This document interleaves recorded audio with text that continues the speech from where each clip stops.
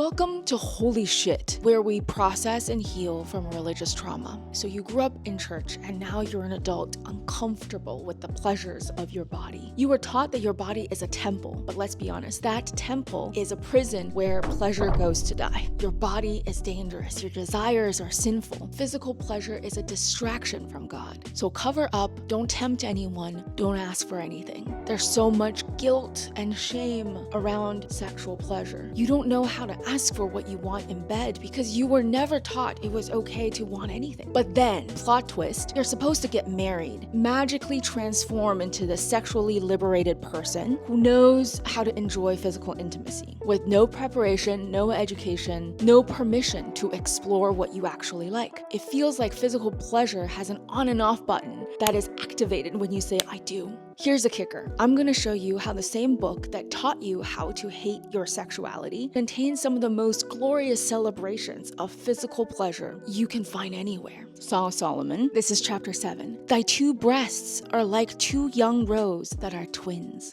This thine statue is like to a palm tree, and thy breasts to clusters of grapes. I said, I will go up to the palm tree, I will take hold of the boughs thereof.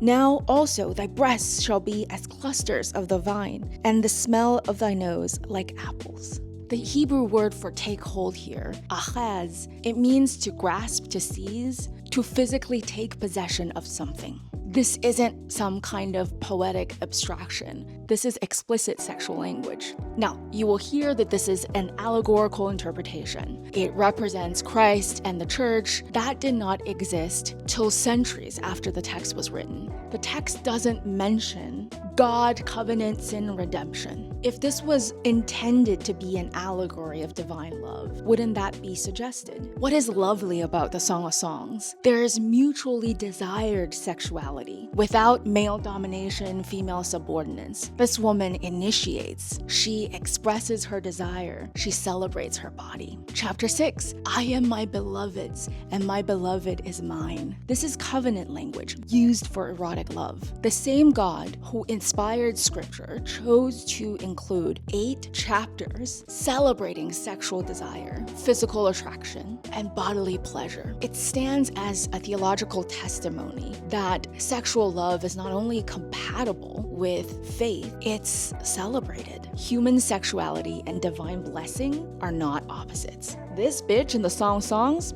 does not treat her flesh like it's the enemy. For her, it is not a distraction from divine truth. What if the ability to be fully embodied is what we were created for? What if the God who created the very nerve endings for your pleasure did not intend for you to spend your whole life feeling guilty about them? Because this is biblical erotica. Let him kiss me with the kisses of his mouth, for your love is more delightful than wine.